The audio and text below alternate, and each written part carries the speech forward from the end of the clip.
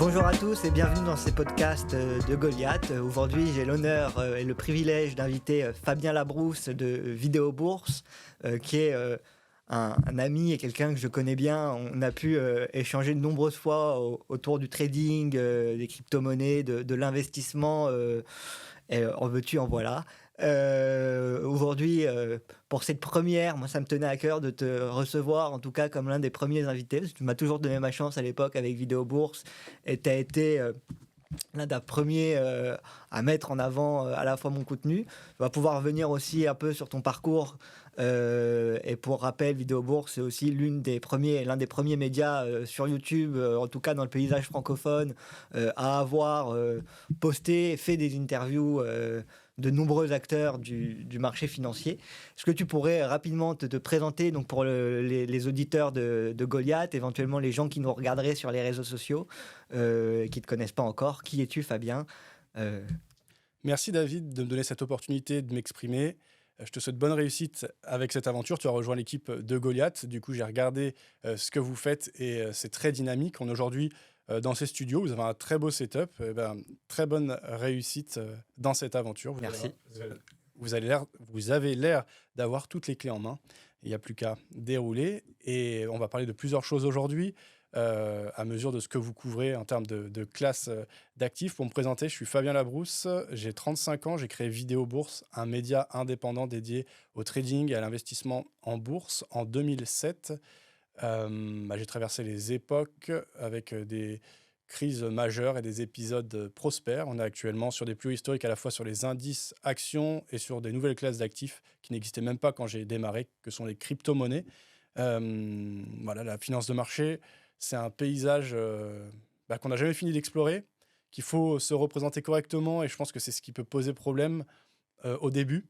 Aujourd'hui, sur Internet, il y a énormément de contenu, il y a même trop de contenu. L'idée, c'est plus d'accéder à l'information comme auparavant, mais c'est de la hiérarchiser et de la trier. Tout résumer en quelques mots, ce serait compliqué, mais moi, en tout cas, je suis investisseur passionné et du coup, avec une casquette média, peut-être concret, de terrain, qui peut être assez technique sur certains sujets. Et c'est important aussi de rentrer dans la subtilité en matière de finance de marché, parce que des détails, une bonne compréhension modifient drastiquement les résultats qu'on a année après année. Non, c'est sûr. Et puis aujourd'hui, comme tu le dis, avec les plateformes de training social, Goliath, autres plateformes, il y a beaucoup de contenu. Donc l'idée, c'est d'essayer de trouver le bon contenu, d'où les communautés, d'où Goliath aussi, et d'où l'idée en lançant cette application. Qu'est-ce que toi, tu peux nous dire? Quel est ton style d'investissement? On va rentrer maintenant un peu plus dans le trading, maintenant que tu t'es présenté, que nos auditeurs sont familiers avec Vidéo Bourse. Je les invite d'ailleurs à regarder et à aller visiter ta chaîne. Ils vont trouver des interviews sympathiques, un peu dans le même genre qu'on est en train de faire aujourd'hui avec d'autres intervenants des marchés financiers. Toi, donc Fabien, tu nous disais justement que tu investissais ton argent personnel aussi, avec notamment les gains de Vidéo Bourse. Quel est ton style d'investissement? Quels sont les produits, toi, que tu affectionnes particulièrement? Et tu l'as très bien dit, on a vu l'évolution de la bourse au fur et à mesure des années. On a commencé à la crier. On est désormais dans l'ère du trading social, des produits dérivés, des produits d'investissement long terme qui commencent à se développer de plus en plus. Est-ce que tu peux nous dire, toi, ce que tu affectionnes, les produits, les marchés que tu affectionnes? Aujourd'hui, je suis assez passif parce que les taux sont hauts et qu'il y a des bonnes opportunités. Simplement mettant son cash en dollars, par exemple, avec un taux sans risque US qui a plus que 5%, tu peux te créer une bonne base et juste avec une couverture de change un tout petit peu dynamique, tu peux monter à 6-7% avec un niveau de risque très modéré. Donc en ce moment-là, depuis 1 an et demi, 2 ans, je ne suis pas très actif. Sinon, j'ai de l'investissement long terme en crypto et en actions. Pour l'instant, j'ai qu'à les laisser courir puisqu'on est en phase prospère pour ces deux classes d'actifs. Mais je suis toujours attentif. On va avoir des nouveaux cycles, surtout sur les crypto-monnaies. On est sur des produits extrêmement volatiles et peu liquides. Donc, il faut être dynamique dans sa gestion pour capturer les bonnes séquences de marché et ne pas trop en reperdre quand ça baisse. Parce que c'est souvent ça Ça pour va les vite. particuliers qui voilà, on a des épisodes complètement fous où tout le monde s'y met. Là, on entre doucement en FOMO. On n'y est pas encore, à mon avis, parce que les grands médias commencent à en parler, mais doucement. Déjà, je suis sûr que toi, dans tes amis et tout, il y en a plein qui commencent à te rappeler pour te demander comment j'achète du Bitcoin, etc. Moi aussi. Donc là, on va rentrer dans une nouvelle phase assez marrante. Mais voilà, pour bien exploiter ces phases, je pense qu'il faut être affûté, dynamique et bien jouer tout ça. Alors, sur les marchés actions, il y a plus de liquidité. C'est des marchés plus normés. La liquidité et la volatilité sont plus faibles. Ouais, voilà. Donc, on a des actifs beaucoup plus matures, qui font moins rêver a priori en termes de rendement aussi, puisque plus réalistes. Sur les cryptos, on voit bien que c'est vraiment l'aspect fou de rendement, voilà, x10, x50, x100. Ça va dans l'autre sens aussi. Moi, c'est ce que j'essaie d'expliquer aux gens. Comme tu l'as très bien dit, alors là, on est dans l'euphorie. On a un Bitcoin qui a atteint un plus haut. On a tous les marchés qui commencent à bien repartir, etc. Mais bon, moi, j'ai connu des épisodes de Terra Luna, de FTX, etc. Où, comme tu le disais d'ailleurs, on le voit souvent, c'est des questions d'arbitrage entre une classe d'actifs par rapport à l'autre. Tu le disais. Au début, on avait beaucoup de gens qui faisaient du forex et puis on a été amené au fur et à mesure des années à voir, même si ça reste une classe d'actifs qui est pas mal tradée. Donc pour les novices et les gens qui nous écouteraient, qui n'auraient pas encore la connaissance, le forex c'est l'échange de devises tout simplement, hein. Donc l'euro-dollar, le livre sterling, franc suisse, etc. Voilà, je sais qu'aujourd'hui, on est donc, comme on le disait, dans l'ère du trading social, des produits structurés, les ETF reviennent à la mode aussi de plus en plus. On espère qu'avec le temps, on verra des playlists vidéo bourse ou des playlists de Fabien sur Goliath. Donc on disait, comme tu l'as très bien dit en début, aujourd'hui, c'est plus une question d'agrégation de données, etc. On est dans le thème des créateurs de contenu aujourd'hui. Il y a de plus en plus de créateurs de contenu qui sont arrivés. Comment, justement, pour un particulier, quelqu'un qui nous écouterait, en plus de s'inscrire sur éventuellement Goliath, de regarder nos podcasts et de suivre ce qu'on fait, pourrait éviter les arnaques. C'est aujourd'hui, malheureusement, alors je trouve quand même que ça s'est calmé, mais il y en a encore aujourd'hui beaucoup, que ce soit dans la crypto-monnaie, que ce soit des faux courtiers ou autres. Comment toi, qu'est-ce que tu conseilles aux gens qui débuteraient aujourd'hui, par exemple, et qui voudraient faire leur premier investissement pour à la fois éviter les arnaques et à la fois éventuellement avoir un portefeuille qui durerait dans le temps? Qu'est-ce que tu préconiserais, toi, avec ton expérience? Regardez, la régulation, c'est une base. Ensuite, les équipes, idéalement, aller à la rencontre de ces dernières si on investit des montants significatifs. Ou bien, s'il s'agit de grosses entités, eh bien, voilà, en général, c'est quand même un bon signe, hein. Donc, voilà, bien se représenter et ne pas se contenter de l'aspect communication en ligne. Aujourd'hui, en ligne, on peut faire de très belles choses et on peut perdre ses repères. Aujourd'hui, en ligne, tu vas avoir des très grosses boîtes qui font du très bon contenu, qui ont presque aucune vue parce qu'elles n'ont pas certains codes ou qu'elles ne jouent pas le jeu des réseaux, etc. Et à l'inverse, tu vas avoir des gens, voilà, alors on va prendre les caricatures des influenceurs, qui eux vont avoir un très grand savoir-faire marketing, communication, optimisation de contenu pour être mis en avant, mais qui derrière ramènent vers des choses pas très sérieuses. Donc, se rabattre sur les entités régulatoires, bien comprendre la structure, la base, et après comprendre toutes les articulations et un peu la futilité, ou pas forcément la futilité, mais les artifices qu'il y a autour. Mais voilà. Et pour bien se représenter les enjeux, souvent, c'est des bonnes lectures aussi qui aident à bien comprendre quels sont les actifs majeurs à partir desquels découlent les autres solutions qui peuvent être proposées, hiérarchiser voilà, les places de marché, les brokers, et bien comprendre qui et quoi, quel qualificatif correspond à quel acteur, pour avoir une vision réaliste du paysage financier, de ce qu'il est possible d'y faire, et ensuite pour avoir une bonne expérience de l'investissement en tant que particulier. Il y a pas mal de solutions qui s'offrent à nous, donc ensuite, je pense qu'il faut penser à tête reposée à ce qu'on veut faire, ne pas se laisser emporter tous les 4 matins par une nouvelle lubie, parce que des opportunités, il y en a tout le temps sur les marchés, et la meilleure chose à faire, c'est de se calmer et d'appliquer ce qui a été prévu au départ. Exactement, donc il y a plusieurs stratégies, on pourrait y revenir, mais aujourd'hui vous les trouvez facilement sur Internet. Il y a le DCA par exemple, le Dollar Cost Average, qui est une stratégie pour le long terme qui fonctionne plutôt bien.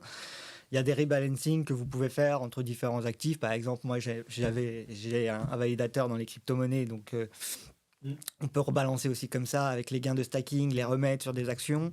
Le problème, c'est qu'en France, vous passez par la case imposition. Donc, c'est aussi le problème, d'où les actions tokenisées pour éventuellement réduire ça. Mais sinon, après, il y a plein d'autres applications, Goliath ou autres. Goliath étant une très très bonne application, étant un projet français en plus.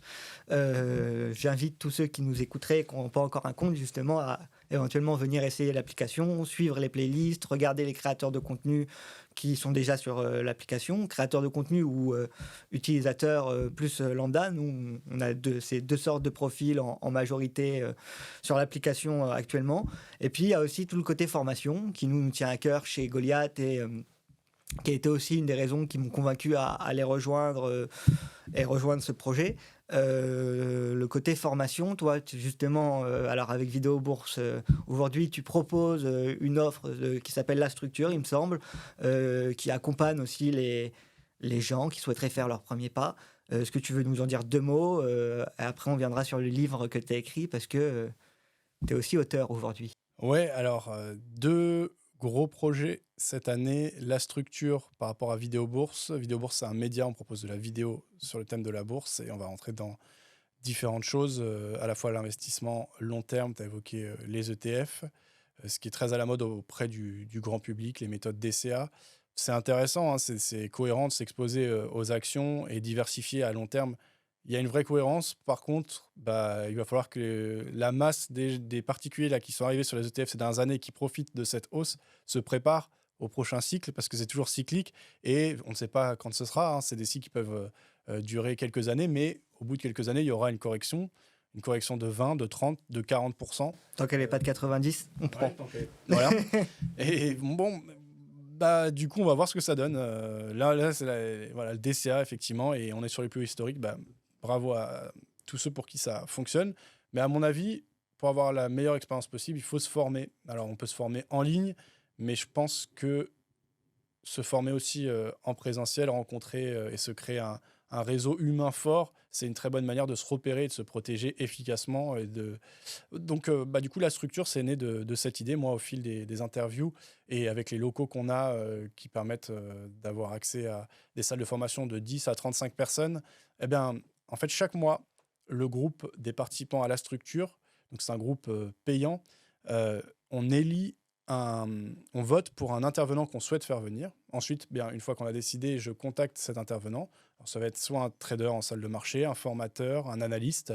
Ça peut être voilà, un expert en termes de crypto, une personnalité ou un influenceur très connu à la mode. En tout cas, la personnalité qui recueille le plus de votes, je le contacte et ben, on essaye d'organiser chaque mois un événement avec un formateur, un intervenant. Pour le moment, on a notre deuxième, hein, c'est tout récent, ça a été lancé en début d'année. Donc la deuxième session se tiendra le 2 avril, ce sera avec Paul Marcel, qui est un expert du marché des options. Voilà, et puis au fil de l'année, on va dérouler comme ça. Donc depuis, ça fait maintenant quelques minutes qu'on est en train de parler de crypto.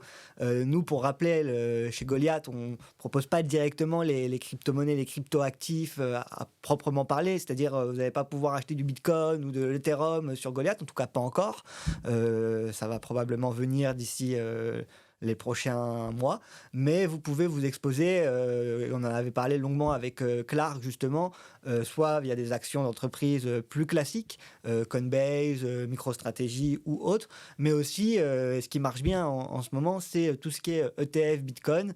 On a fait aussi, Clark a fait notamment une interview et un podcast dédié à ce sujet-là. Donc j'invite tous les gens qui nous écoutent à aller regarder après notre podcast, éventuellement celui de Clark sur les ETF Bitcoin. Et c'est aujourd'hui un produit qui marche de plus en plus. On voit qu'il y a de plus en plus d'institutions justement qui rentrent sur le marché de la crypto-monnaie et des crypto-actifs via des ETF. Ça a été aussi l'un des grands thèmes des derniers mois et puis du début d'année, on peut le dire, avec l'arrivée des ETF Bitcoin. Je sais que nous, on en propose pas mal chez Goliath. Est-ce que tu as peut-être un petit mot à dire sur les ETF Bitcoin? Est-ce que toi, c'est un produit qui t'intéresse? Et puis... Ouais, c'est un game changer des derniers mois. Hein. C'est clairement ce qui a amorcé là, le bull run qu'on est en train de vivre et qui va continuer à l'alimenter, à mon avis, dans les prochaines semaines, prochains mois. Je ne savais pas que vous les proposiez déjà. Est-ce que vous proposez les ETF spot? Est-ce que c'est les ETF Alors, synthétiques? on en propose plusieurs. Je ne connais pas toute la liste exacte. Il faudra regarder justement. Mais je pense qu'on propose des ETF spot. Si c'est ceux de BlackRock, en tout cas, ils sont au spot. Après, il faudrait regarder les émetteurs et comment ils sont émis en général. Alors, pour ceux que ça intéresse, tu fais bien de le mentionner, sur des sites comme Morningstar ou autres, il y a tout ce qu'on appelle les documents d'investissement clés pour l'investisseur, le DC, et sur lequel vous allez retrouver justement toutes les informations du produit. Que ce soit la date de paiement, éventuellement s'il y a des paiements de dividendes sur le produit, etc. Et donc, si vous voulez, une fois que vous avez trouvé, il faut d'abord aller sur Goliath, regarder les différents ETF Bitcoin qu'on propose. Je crois qu'il y en a 2, 3, peut-être un peu plus. Et après, il y a aussi des playlists. Beaucoup de nos utilisateurs créent des playlists crypto que vous pouvez aussi aller jeter un œil et les copier. Et donc voilà, l'idée c'est vraiment de proposer, et donc nous c'est ce qui nous tient à cœur aussi chez Goliath, de proposer des produits long terme, de l'investissement long terme. Et donc c'est aujourd'hui, et on le voit, en plus des cryptoactifs qui atteignent les plus hauts, ce genre de produit en termes de collecte et en termes de hype, si je puis dire, a bien marché cette année. Et donc pour tous ceux qui souhaiteraient éventuellement s'exposer aux cryptoactifs, vu que c'est pas encore disponible, Bitcoin ou Ethereum, ça peut être aussi un très bon moyen d'avoir une exposition sur ce secteur. Ouais, bien sûr, l'arrivée des ETF, ça ouvre les vannes de la finance institutionnelle qui avait besoin de produits réglementés par des émetteurs d'envergure pour investir, ce qui se produit désormais. Moi, à titre personnel, j'en ai pas, j'investis directement en crypto en tant que particulier, mais bien effectivement, ça répond à un réel besoin et ça permet aussi, au-delà des institutionnels, de toucher le grand public, de ceux qui ne voudraient pas rentrer dans le côté technique. Voilà, propre au monde des crypto-monnaies avec les problématiques de sécurité, les wallets. Bon, même si ça se fluidifie tout ça et que c'est de plus en plus simple d'accès, c'est quand même un monde plutôt geek. Et pour le grand public, ça peut être effrayant. C'est ça que je peux dire par rapport aux ETF. Je voulais savoir, chez Goliath, est-ce que vous avez un profil type de vos utilisateurs? Est-ce que c'est plutôt des investisseurs de moyen long terme? Est-ce que vous ciblez également les traders court terme? Voilà. Alors, pour le moment, on a des investisseurs, on a un peu de tout, hein. On a 30 000 utilisateurs, donc ça se mélange, mais c'est comme un peu le même profil que les personnes dans des interviews, on va dire. La grande majorité, ils ont entre 20 et 40 ans. Et puis, c'est souvent des CGP+, donc des gens qui ont un profil soit de cadre, soit qui ont une situation stable et qui, à côté, utilisent l'appli. Après, on a aussi beaucoup de créateurs de contenu. On a Hugo Trigès, qui est aujourd'hui le numéro 1 et le trader numéro 1 sur Goliath. Mais on a beaucoup de profils variés. Si je dois donner à peu près un profil type d'utilisateur, je dirais, c'est le moyen, 30 ans, on va pas dire cadre, mais on va dire qui réussit, qui a une situation plutôt stable dans sa vie et qui veut épargner un peu tous les mois, soit via DCA, soit qui souhaiterait avoir une exposition sur la bourse et les produits structurés. Donc c'est vraiment ça aujourd'hui notre profil d'utilisateur chez Goliath. Ils sont encore assez jeunes, c'est assez jeune on va dire. Mais on est ouvert à tout le monde et on est une application, donc un peu comme chez McDo, c'est ouvert à tous. Très bien. Les options qui reviennent de plus en plus à la mode, en tout cas chez les professionnels, et ça revient, ils sont plus options que paires pour ce moment dans les conversations de produits à ajouter sur les plateformes. Alors qu'à l'époque, avant FTX, c'était le PERP et les futurs, ce qui étaient vraiment les produits demandés. Aujourd'hui, on commence à avoir, surtout sur le marché américain, de plus en plus de demandes de la part de particuliers qui reviennent sur les options. Moi, c'est pas un secteur que je maîtrise des options, j'en ai jamais fait. Pour moi, ça sonne très option binaire, etc. Donc, c'est pas quelque chose qui m'intéresse plus que ça. C'est pas un produit pour lequel j'ai creusé. Moi, je préfère les produits long terme, produits structurés, etc., comme on fait chez Goliath. Mais en tout cas, ça a l'air d'être intéressant. Donc pour ceux que éventuellement ça intéressera, j'espère qu'on aura des polls et qu'on aura les sondages sur Goliath. Tu interrogeras notre communauté à chaque fois pour les intervenants et recueillir les votes. Et puis donc ton nouveau livre qui s'appelle Marché en aparté, j'ai oublié les éditions. Édition Gualino Lextanzo, coécrit avec Benoît Fernandez-Riou, en effet, un recueil de 21 interviews. Et bien, on a des profils différents de professionnels. Donc, professionnels ou... alors, on a à la fois des professionnels en fin de carrière, donc aguerris, qui ont déjà accompli alors soit une carrière en grande institution, soit un parcours un peu plus entrepreneurial en rapport avec la finance de marché. On a des gens à peu près de nos âges, 30, 40, euh, qui, eux, sont en activité en ce moment et en train de proposer, alors pareil, que ce soit en salle de marché de grande banque ou dans le côté plus entrepreneurial, plus indépendant de la finance de marché, du trading, aussi des retours d'expérience à succès, parce que au niveau des purs particuliers, la majorité des particuliers perdent de l'argent en trading actif, alors que la majorité en gagne en investissement plus passif. Malgré tout, le trading actif, c'est une activité qui fait rêver et qui continuera à faire rêver. En fait, ça a toujours été le cas, ça le sera toujours. Donc, voilà, des exemples d'expériences réussies. Et sinon, on a aussi des très jeunes dans le livre qui sont par exemple étudiants à Dauphine et donc en passe d'intégrer les salles de marché et de rejoindre ce secteur de la finance. Tous les intervenants ont une certaine passion pour la finance de marché parce que tout le monde n'en a pas. Il y en a plein qui bossent dans les banques, etc., mais qui s'en fichent, enfin, qui font leur métier. Non, Mais... qui s'en fichent. Alors qu'il y a, On peut le dire. il y a des gens qui sont passionnés par la finance de marché. Et donc, c'est plutôt ce prisme qu'on a couvert avec ces 21 interviews. Et le livre va être disponible à la FNAC et les différentes librairies. Eh ben, écoute, je te souhaite beaucoup de succès avec ton livre. Je te remercie encore une fois donc, de t'être... d'avoir joué le jeu, de te faire interviewer. C'est pas toujours, c'est plus facile d'être, moi je trouve, intervieweur que interviewé. Donc merci à toi. J'invite aussi tous les gens qui auraient écouté ce podcast à mettre un like, bien évidemment, sur la vidéo. Ça fait toujours plaisir. On les voit. Les commentaires aussi bienveillants, ça fait toujours plaisir. On les voit aussi. Et puis à nous suivre, que ce soit Goliath, donc nos chaînes YouTube ou nos comptes personnels sur la plateforme ou autres. Et puis, est-ce que tu voudrais rajouter un mot peut-être de la fin ou Alors, récemment, j'ai regardé vos vidéos et j'ai beaucoup aimé l'interview que vous avez faite avec Maxime, qui est structureur justement, puisque chez Goliath, vous proposez les produits structurés sous un nouvel angle. Et je pense que c'est un produit qui peut avoir beaucoup d'intérêt et de succès, puisque c'est peu développé auprès du grand public. C'est réservé plutôt aux fortunés. Et pourtant, voilà, aujourd'hui, je pense que le grand public a largement la maturité avec tout le contenu qu'il y a en ligne pour s'intéresser à des produits structurés, donc où on va un peu plus loin dans sa réflexion et où on se... Justement, je trouve que l'avantage des produits structurés, c'est de ne pas être dans le FOMO, quoi. Donc, il y a une période de collecte et une fois qu'on a pensé que ce scénario de marché était cohérent, ça y est, c'est engagé et alors on touche les rendements. Et sinon, si le scénario... Alors, il y a plusieurs types de produits structurés. Il y en a qui vont être totalement garantis en capital, d'autres qui vont être partiellement garantis ou en fonction de l'atteinte de barrières, etc.